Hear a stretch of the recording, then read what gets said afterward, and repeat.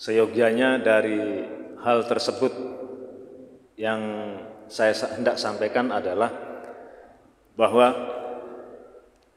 kalau kita berbicara umat Islam hari ini tidak ada separuhnya waktu zaman Rasulullah, bahkan tidak ada sekirang-kirang acan.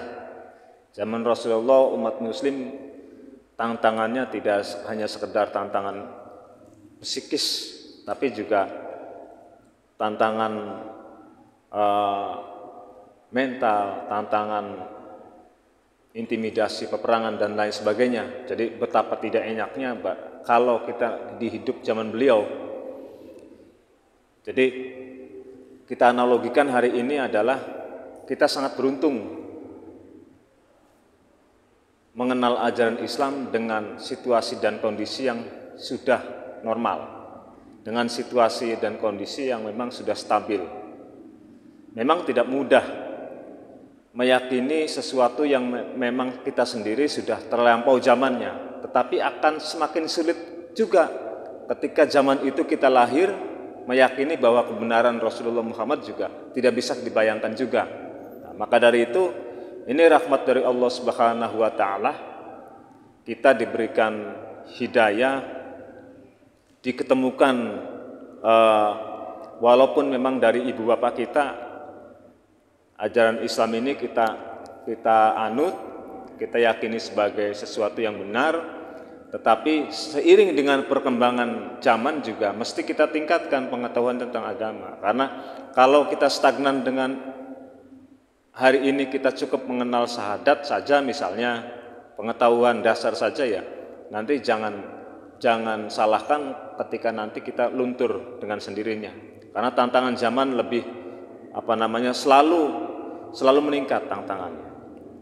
Saudara hadirin yang dirahmati Allah Subhanahu wa taala,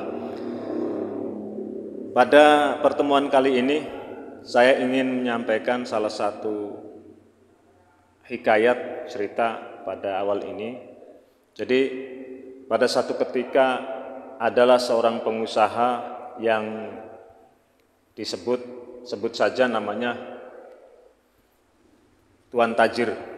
Tuan Tajir ini beliau orang kaya yang cukup dermawan sebetulnya.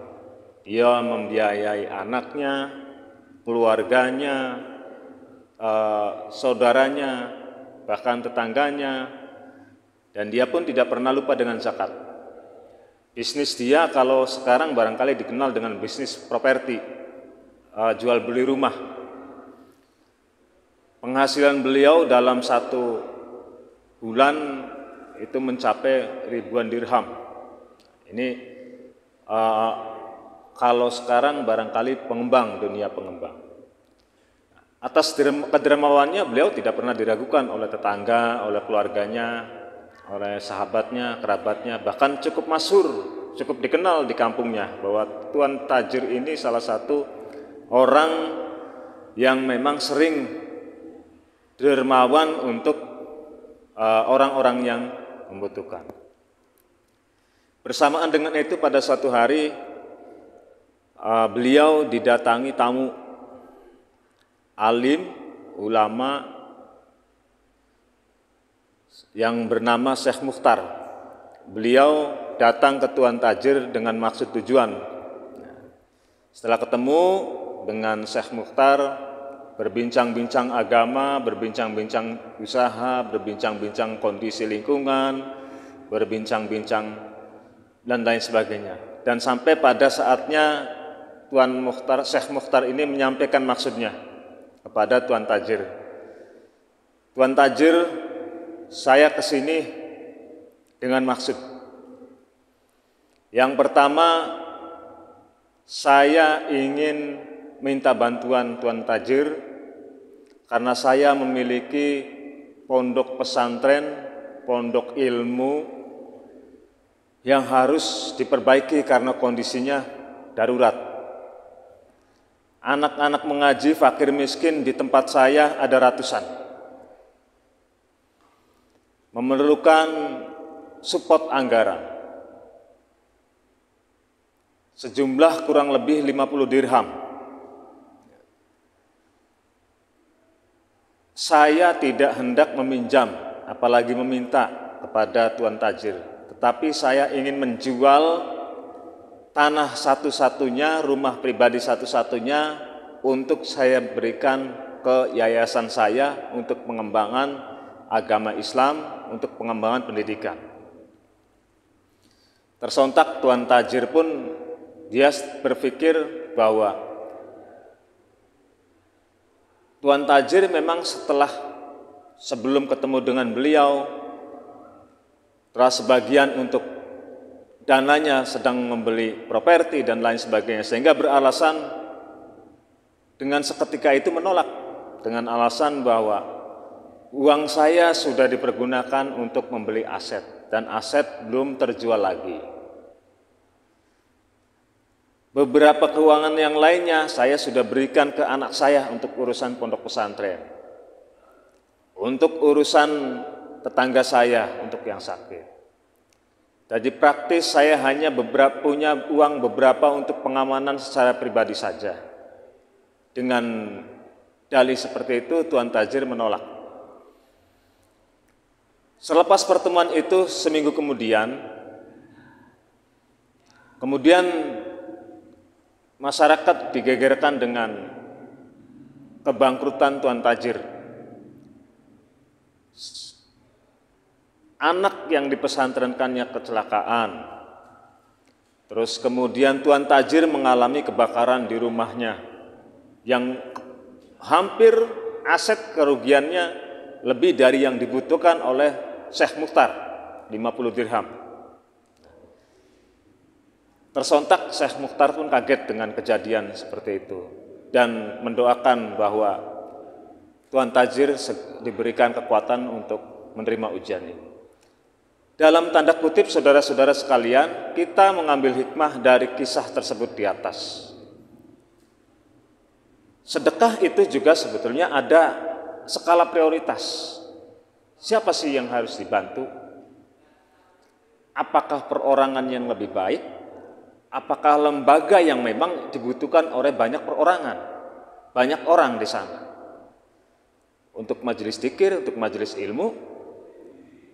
Nah, ini catatan untuk kita semua bahwa sebetulnya kita pun harus bisa mengklasifikasikan mana yang lebih penting untuk itu. Ketika ini anggarannya ada, maka dahulukan untuk kepentingan itu. Ini sebagai catatan untuk kita bahwa mana yang harus kita dulukan, mana yang harus kita prioritaskan. Artinya saudara-saudara sekalian, perlu kita sadari bahwa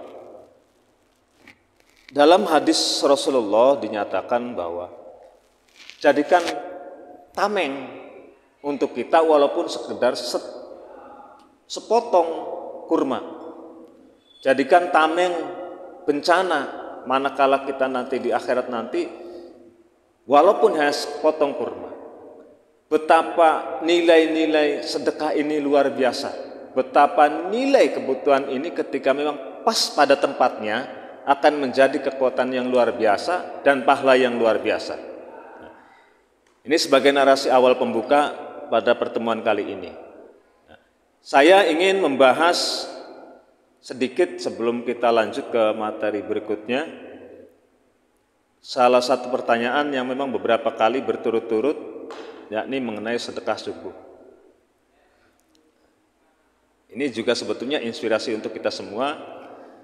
Barangkali dari kajian ini bisa mendorong kita untuk kreatif. Artinya,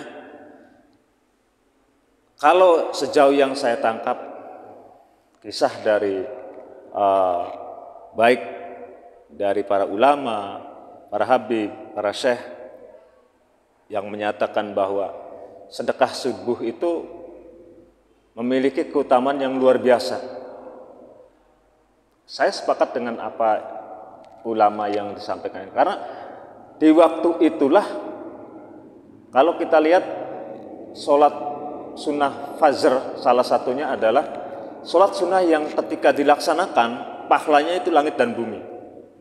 Artinya memang di waktu-waktu itu waktu yang strategis untuk kita beribadah. Apalagi berkaitan dengan waktu ketika subuh ini kita gunakan untuk amalia yang baik, yaitu dengan sedekah.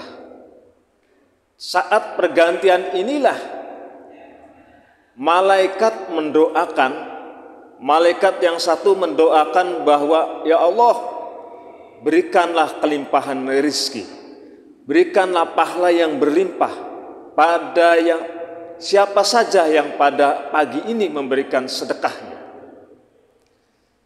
Jauhkan dia dari api neraka.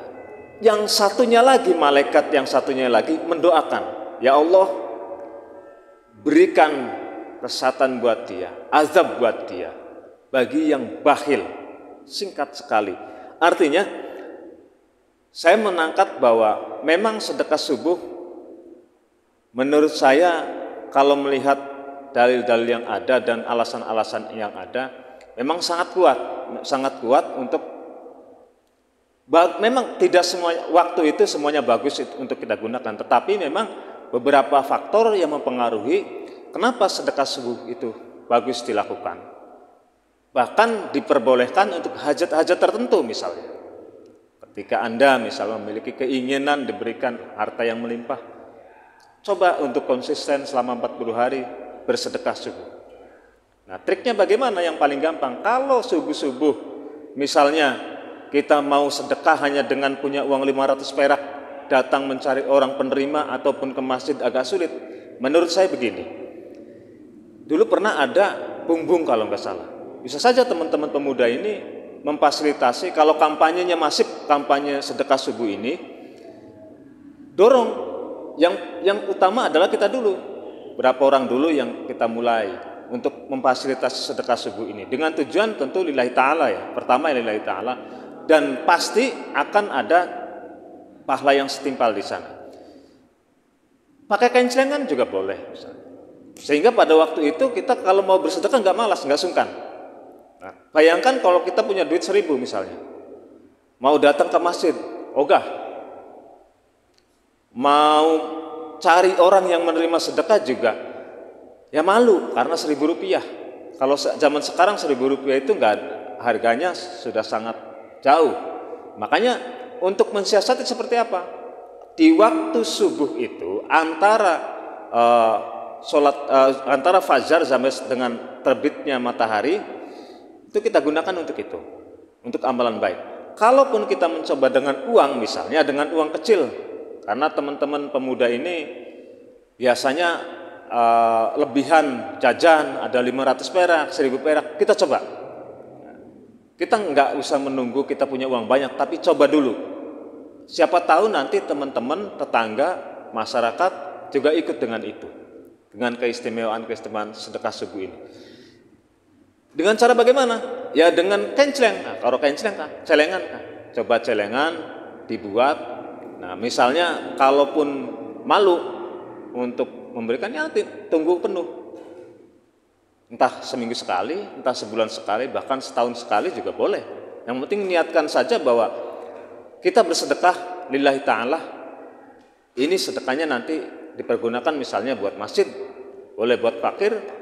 Kalau misalnya kita berikan langsung ke orang, perorangannya malu, ya percayakan saja misalnya ke masjid untuk menyalurkan itu, baik untuk pembangunan masjid ataupun lain sebagainya. Karena sama pentingnya untuk perjuangan membela agama Islam, dan tadi untuk fakir miskin juga sama pentingnya. Perjuangan itu masuknya dalam kategori sedekah jariyah. Selama ini masih dipergunakan masjid ini, pahalanya akan mengalir terus. Walaupun dengan satu sekali subuh 500 rupiah misalnya. Coba timbulkan gerakan itu, minimal saya sedekah misalnya 500 rupiah dalam sekali subuh misalnya. Enggak apa-apa, itu mulai dari sesuatu yang kecil. Sembari kita mencoba untuk membiasakan diri bersedekah.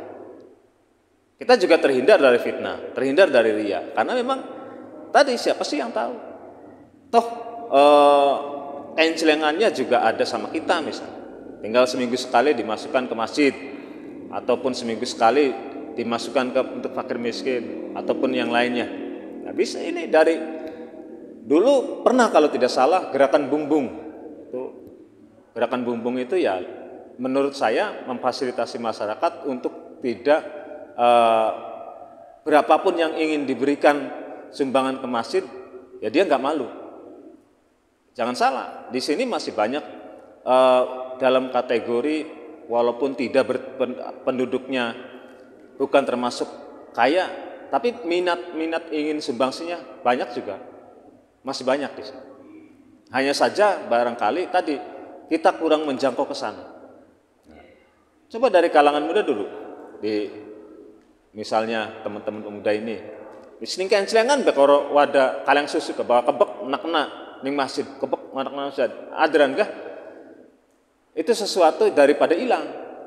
Kita sering misalnya di Alfamart ya, ini pengalaman tuku ning Alfamart daripada lokasi suku sanda belah kan sering gitu. Daripada tidak jelas pemasukannya kemana, ya sudah saja kita kumpulkan di salah satu tempat wadah untuk kemudian kita sedekahkan untuk kepentingan masjid atau untuk kepentingan pendidikan yang lainnya. Kalau saran saya ya untuk kepentingan itu, karena memang berbicara sedekah, salah satu sedekah yang memang terus mengalirkan sedekah jariah untuk kepentingan masjid, untuk kepentingan anak-anak ngaji dan lain sebagainya. Tuh, jadi saya kira sedekah subuh ini kalau melihat referensi-referensi yang ada memang masuk akal, memiliki pahala yang melimpah. Bahkan hadis Rasulullah pun menyatakan demikian. Artinya saya nggak mau terjebak dalam posisi pragmatis. Saya sih nggak bisa mengiming-imingi kemudian ketika kita ini bersedekah subuh kemudian akan dilipat gandakan rezekinya.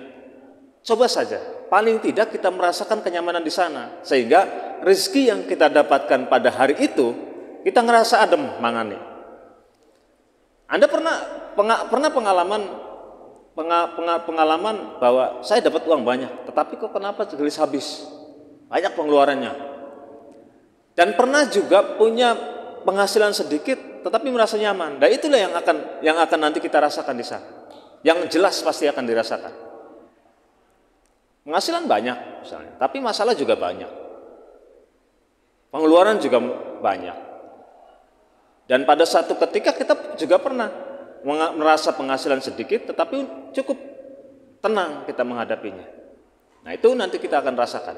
Nah coba kita mulai dari diri sendiri. Dan tentu kalaupun mau mencoba, silakan coba selama 40 hari tanpa putus melaksanakan sedekah subuh. Apa yang dimaksudkan? Tinggal kita niatkan lillahi ta'ala bahwa saya ingin bahagia dunia dan akhirat. Itu saja. Cukupkan segala kebutuhan. Insya Allah dicoba selama 40 hari tanpa putus. Kita coba rasakan itu. Bakasing durung kawin misalnya, ya coba saja. Ya coba saja. Ya nggak apa-apa, coba saja. Tapi saya punya pengalaman bahwa sedekah memang bisa membuka jalan itu, membuka jalan untuk kita mendapatkan rezeki lagi juga. Punya pengalaman itu. Tapi saya nggak mau menggiring teman-teman, terutama anak muda ini, untuk tidak pragmatis dalam mensikapi amaliyah kita. Tapi coba saja setiap kita sekali kita tiap subuh bersedekah, niatkan lillahi ta'ala bahwa saya ingin bersedekah dengan maksud tujuan saya mau ya masing-masing lah kalau itu. Kalau menurut para ulama memang dibolehkan untuk meminta masing-masing. Sepenting satu kali sedekah, satu kali permintaan. Kalau menurut Syekh Ali Al-Jaber, saya kemarin sempat membuka, satu kali sedekah, satu kali permintaan. Boleh. Kalaupun banyak permintaan, misalnya kita belum ada rencana apa-apa, ya itu dibolehkan, tetapi butuh continue dan konsisten. Kita coba selama 40 hari saja dulu. Minimal selama 40 hari ini kita ini terbentuk sifat dan karakter penyumbangnya, dermawannya. Sebab itu tuh harus dibiasakan.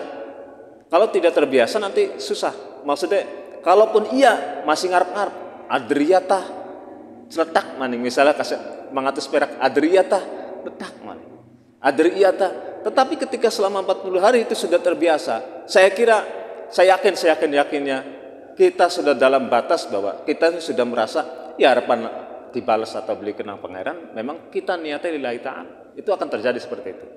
Karena ini berbicara psikologi. Kenapa kadang-kadang kalau torekat itu biasanya dia punya target. Sebetulnya arahnya adalah supaya pembiasaan. Dulu di pondok kan biasanya begitu. Target dalam satu hari one day one ayat misalnya. Ya sudah. Awal-awal mempraktekkan menghafalkan ayat itu lebih dari 10 kali pun nggak hafal. Tetapi lama-kelamaan biasanya hanya 3 kali membaca, ya sudah hafal. Biasanya seperti itu. Nah, begitupun sama dengan amaliyah kita juga, ketika kita dibiasakan dari mulai sekarang. Dia biasakan walaupun dengan tujuan dan maksud yang berbeda-beda, tetapi minimal kita membiasakan sesuatu yang baik dan pasti berfaedah, berpahala, yang menurut beberapa para ulama ketika kita beribadah di waktu itu menjelang subuh sampai dengan terbitnya matahari fajar akan dilipat gandakan. Sholat sunnah saja kita kerjakan pada waktu terbitnya sang fajar, itu pahalanya langit dan bumi, apalagi sedekah yang kita lakukan bersifat amaliyah ataupun harta kita. Maka mudah-mudahan amaliyah kita ini, maksud dan hajat tujuan kita ini, ketika kita konsisten menjalankan itu, ya tentu kita berharap bahwa apa yang menjadi kebutuhan kita Allah cukupkan. Apa yang menjadi keinginan kita Allah cukupkan. Tentu keinginan tersebut adalah ketika Allah masih sayang sama kita, keinginan yang baik dong. Kadang kita begini, diuji karena Gusti Allah, kita misalnya pengen tuku motor, tetapi Allah tidak menghendaki misalnya. Bukan berarti Allah tidak sayang. Bokat dipai motor kok miangnya aduh, bener emang sekolahan, miangnya platasnya emang pantura. Nah itu kan beda persepsi antara versi yang terbaik menurut kita, tapi berbeda juga menurut Allah. Kalau Allah masih sayang sama kita, tentu Allah akan berikan jalan. Kenapa jebak wong Cina, wong kafir masuk sugi? Ya Gusti Allah juga udah nggak peduli dengan mereka. Arepan terjerumus ning neraka ya monggo, arepan jungkel malik ya monggo, karena Allah sudah nggak peduli. Sebab apa ya tadi? Allah ketika masih menyayangi kita, masih ada perhatian untuk kita, maka sesekali Allah juga menguji, memperhatikan bahwa ini nggak boleh. Allah juga nggak. Bayangkan kalau setiap keinginan kita kemudian dikabulkan oleh Allah, karena menurut pribadi kita adalah itu yang terbaik, kemudian Allah kasih, ya bayangkan jadi apa? Korun saja tenggelam dengan dunianya. Korun saja tenggelam dengan apa? Hartanya. Fir'aun tenggelam oleh kekuasaannya. Karena apa? Ya dia bukan berarti dia nggak percaya. Ya seperti itulah. Ya sudah didorong. Allah sudah ridho. Nah, tetapi kita memang, kalau selama kita memang umat Kanjeng Nabi Muhammad, walaupun sedikit apapun nilai-nilai keimanan kita, tentu berharap Allah masih menjaga kita. Allah masih melindungi kita. Dengan apa? Ya tentu ujian dan lain sebagainya itu wajar untuk dilakukan. Karena outputnya adalah ketika berbicara sayang menurut Allah, menurut kita seringkali Allah tidak adil. Ada juga satu kisah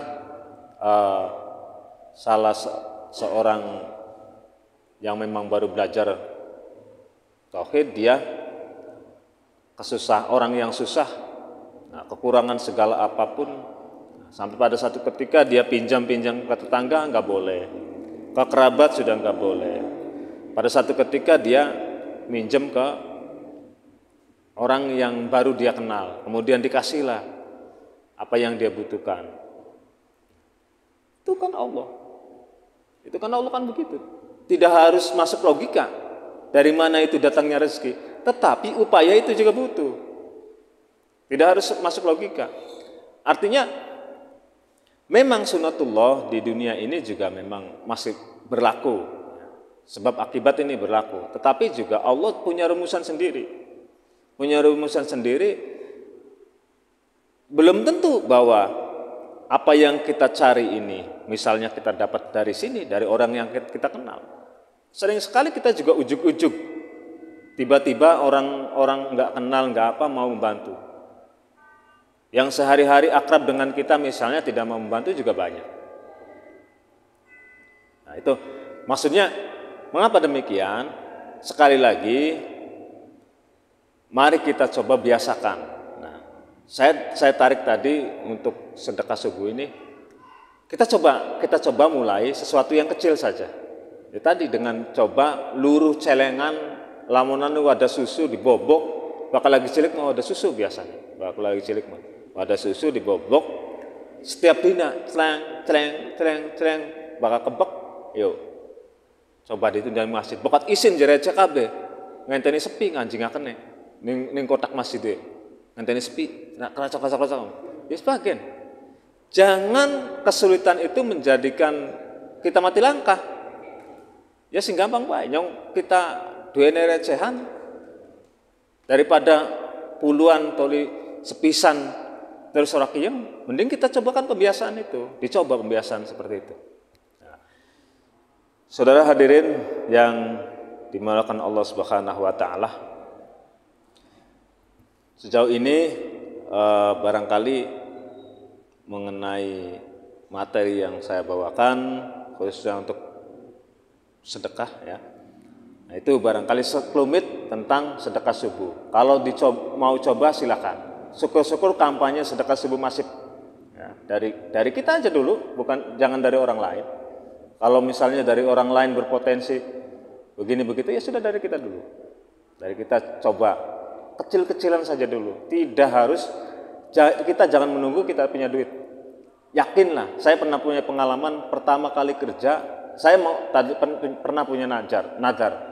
Saya kalau pertama kali kerja, saya akan sumbangkan gaji pertama saya 50%. Ternyata enggak kelakon-kelakon, percaya atau tidak. Sampai dengan ketemu karo kerjaannya juga berkelingan. Kaligan ini ada masalah. Sampai dipaksakannya itu luar biasa pemaksaannya. Tetapi ketika kita tidak menunggu kesempatan besar, yang kecil pun kita lakukan. Sing paling gampang ya pun jari kita mah. Bokat berbuat mah, kalau berbuat fisik mah misalnya subuh-subuh buta kita keluar kemudian membantu orang lain, belum ada orang yang mau membutuhkan pertolongan kita misalnya. Ya itu aja yang paling mudah. Kalau menurut saya yang paling mudah adalah kita coba itu aja. Susupkan sangu, susukan belanja, atau mengurangi jatah sangu kita untuk pagi hari di sekolah misalnya, dipai 10.000, sisipkan 500 rupiah atau 1.000 rupiah, itu untuk kita belajar sedekah. Artinya saudara-saudara sekalian, pada kesempatan kali ini, mari kita coba lakukan apa yang bisa kita lakukan. Jangan nunggu kita melakukan sesuatu, tetapi sesuatu itu memang sulit untuk dilakukan. Karena menunggu sesuatu yang belum tentu datang ke kita, ini akan jadi hambatan terus buat kita semua. Maka dari itu, saya berharap pada kesempatan kali ini, kita coba sekecil apapun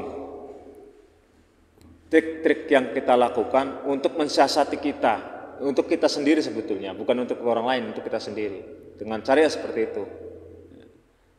Coba gerakan ini diawali dari kita dulu. Gak usah banyak-banyak. Kalaupun memang 1.000 masih besar, 500 rupiah saja. Coba. Kalau nunggu kaya saya yakin gak akan mampu. Banyak pengalaman kejadian nunggu kaya saya akan sedekah. Ternyata sampai kaya pun nggak bisa. Karena apa? Dia sudah terpatri hatinya, sulit. Karena itu tuh ya semacam itu harus dilatih. Harus dilatih dari mulai kita susah dulu. Kalau nunggu kaya, saya yakin nggak akan mampu. Bukan nggak mampu uangnya, tapi keinginannya yang lemah. Demikian yang saya sampaikan pada kesempatan kali ini. Poin yang ingin saya sampaikan adalah pertama bahwa sedekah bisa menolong kita dari musibah, dari mara bahaya. Dari kisah yang sudah saya sampaikan di depan tadi bahwa sedekah ini sebetulnya bisa menjadikan perisai penolong kita, baik itu untuk urusan dunia maupun akhirat. Yang kedua, mari coba mulai gerakan sedekah subuh dengan sesuatu yang gampang. Monggo dicoba. dan selamat mencoba. Coba praktekkan selama 40 hari apa yang dirasakan Anda. Saya berharap yang Anda rasakan ini dapat ketenangan, kemudian apa yang menjadi tujuan dapat terkabul. Wallahul muwaffiq ila aqwamit thoriq. Wassalamualaikum warahmatullahi wabarakatuh.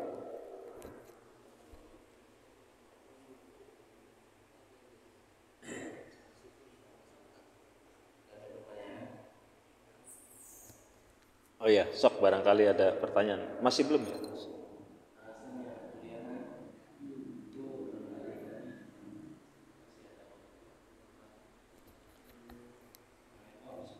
Sok silakan, diskusi aja, diskusi santai.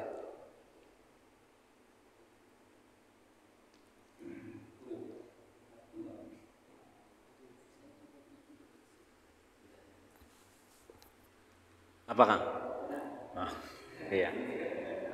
Silakan barangkali mau diskusi atau paling tidak menanggapi sedekah ataupun coba punya ide apa untuk Anda untuk gerakan sedekah subuh. Itu mulai dari kita, dicoba direalkan mulai dari kita. Silakan.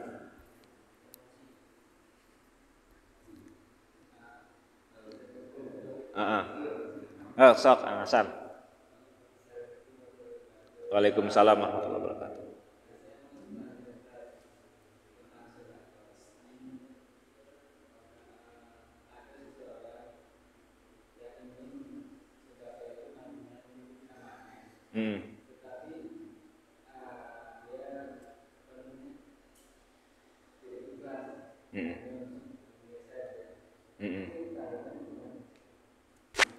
Ada seseorang yang sedekah kemudian menyebutkan namanya, terus hanya untuk pujian orang. Oke, ya. Dari materi pertama saya sampaikan bahwa salah satu kunci amaliyah kita yakni niat ikhlas lillahi ta'ala. Ini nggak bisa ditawar. Oke, berbicara pahala, yakni bukan seberapa nominalnya, tetapi seberapa kualitas keikhlasan kita di mata Allah Subhanahu wa Ta'ala. Tetapi kemudian dari sedekah ini dapat tidak duniawinya, saya yakin dapat. Kalau sedekah itu ada dua keuntungan, dunia, akhirat. Saya sampaikan money politik juga sedekah. Tetapi apakah kemudian sedekah itu diterima oleh Allah? Karena yang dimaksud dengan money politik adalah imbalannya supaya jadi, saya kira ini tertolak secara syar'i bahwa ini masuk dalam kategori sedekah. Masuknya dalam kategori pragmatis tadi, kapitalis tadi. Uang untuk menjadikan seseorang bisa menduduki jabatan tertentu. Maksud dunianya pasti ada memang tercapai, tetapi ketika diterima tidak oleh Allah Subhanahu wa Ta'ala, selama itu ada dalam hati yang memberi sedekah ini pamrih sesuatu, saya kira akan tertolak sedekahnya. Tuh. Begitu ya San ya. Ada lagi? Ayo.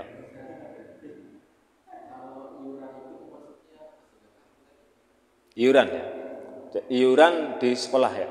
Di sekolah. Nah, kalau sekolah biasanya dia kalau dalam lembaga tertentu jumlah nominalnya sudah ditentukan belum? Nah, itu masuk dalam kategori infak. Nah, infak itu dia sifatnya memaksa.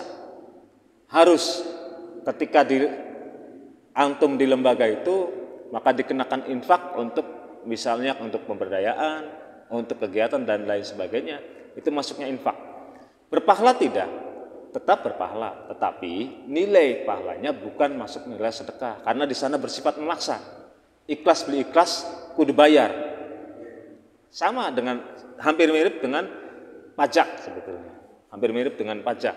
Nah, pajak itu ikhlas berikhlas ya kita udah bayar. Karena memang kita duduk di Indonesia dengan sistematis pajak, tuku mesin anak pajak, tuku rokok anak pajak, dan lain sebagainya. Banyak patungan dan iuran yang memang kita nggak terasa gitu, kita keluarkan. Nah, masuk nggak dalam kategori sedekah? Saya kira itu nggak masuk dalam kategori sedekah, dan nilai pahalanya pun akan berbeda tentunya. Sedekah memiliki tempat tersendiri, karena sedekah ini dilakukan setelah dia selesai dengan urusan pemaksaan. Zakat itu juga sama, sifatnya memaksa, melatih sebetulnya. Tawaan au karhan, yakun ma'ruf sukarela, serog, barang dipaksa ya serog. Sukarela akan mendapatkan pahala, tapi walaupun gerutu gak, tetap kudu bayar, tapi tetap dioleh pahala. Nah sama dengan infak juga sebetulnya. Kalau kita sukarela dan ikhlas, tetap kita dapat pahala sedekahnya. Tetapi ketika kita memang gerutu, angger bayar mah, tetapi hilang nilai-nilai sedekahnya. Seperti itu kira-kira. Karena kalau sepengetahuan saya, sekolah ya infak itu biasa iuran itu sudah ditetapkan jumlahnya berapa dan harus biasanya mengikat. Nah, itu masuk dalam kategori infak. Ada lagi? Ya. Nah, kalau tidak salah pada pertemuan minggu lalu ya, sedekah itu yang terpenting adalah orang terdekat dulu. Ironis, saya bersedekah ke masjid misalnya, sementara anak istri saya kelaparan di rumah. Ironis. Maka selamatkan dulu ku anfusakum wa ahlikum nar. Orang terdekat dulu. Misalnya tadi hasil sedekah subuh misalnya, karena kepepet sama sekali adiknya nggak bisa membayar iuran dan lain sebagainya, maka boleh tidak digunakan itu kencelengan itu kanggo adik kita. Boleh selama itu sangat urgen, sangat darurat. Boleh. Siapa yang paling ya terdekat dulu? Keluarga kita dulu, orang tua, ada anak, ada istri, dan lain sebagainya. Itu barangkali waktunya ya sudah. Mohon maaf atas segala kekurangan. Itu saja dari saya.